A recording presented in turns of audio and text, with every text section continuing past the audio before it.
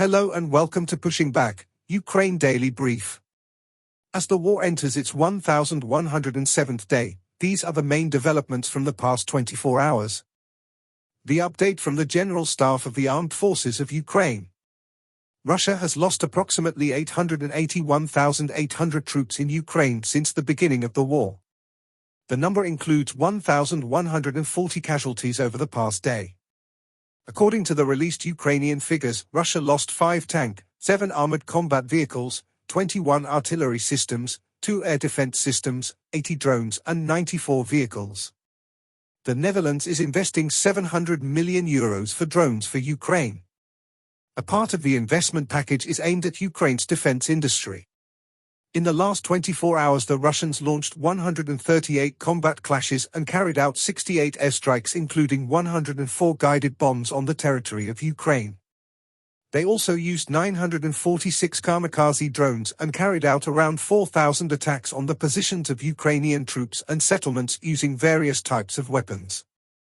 In its latest intelligence update, the UK's Ministry of Defence reports the UK has struck a £30 million deal with Anglo-American company Anduril to supply advanced attack drones for Ukraine. In its latest intelligence update, the Institute for the Study of War. The Trump administration suspended intelligence sharing with Ukraine, one of many demands the Kremlin has made of the US, Ukraine, and Ukraine's other supporters. The suspension of US intelligence sharing with Ukraine will damage Ukraine's ability to defend itself against ongoing Russian attacks against military and civilian targets. The suspension of all US intelligence sharing with Ukraine would also allow Russian forces to intensify their drone and missile strikes against the Ukrainian rear, affecting millions of Ukrainian civilians and the growth of Ukraine's defense industrial base. The Trump administration has been applying considerable pressure on Ukraine, whose leaders continue to offer concessions and publicly declare their interest in achieving a lasting end to the war. These Trump administration policies are undermining the leverage that the United States needs to get Russian President Vladimir Putin to accept any peace agreement that is in the interests of the United States, Ukraine, and Europe. Kremlin officials announced their intention of taking advantage of the suspension of US military aid and intelligence sharing to make additional battlefield gains. Russian officials continue inaccurately to place the blame on Ukrainian President Volodymyr Zelensky, and not Russian President Vladimir Putin, for the lack of meaningful peace negotiations.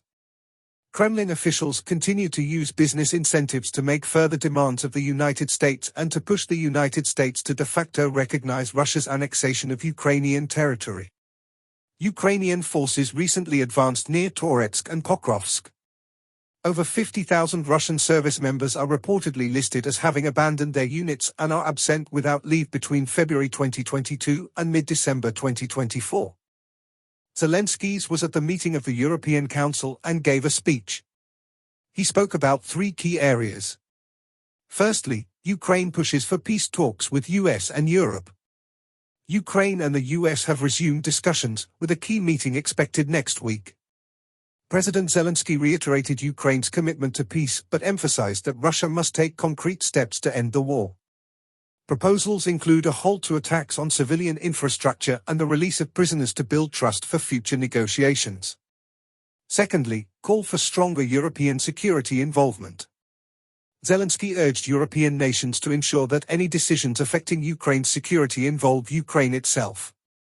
He stressed that European security concerns must be addressed collectively, advocating for increased defense spending and modernization across the continent.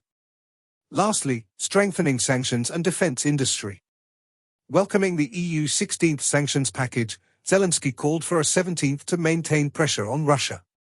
He also backed the European Commission's Rearm Europe plan, pushing for greater investment in Ukraine's defense industry and faster negotiations on EU membership. Thanks for following today's updates. Please don't forget to like and subscribe for more content.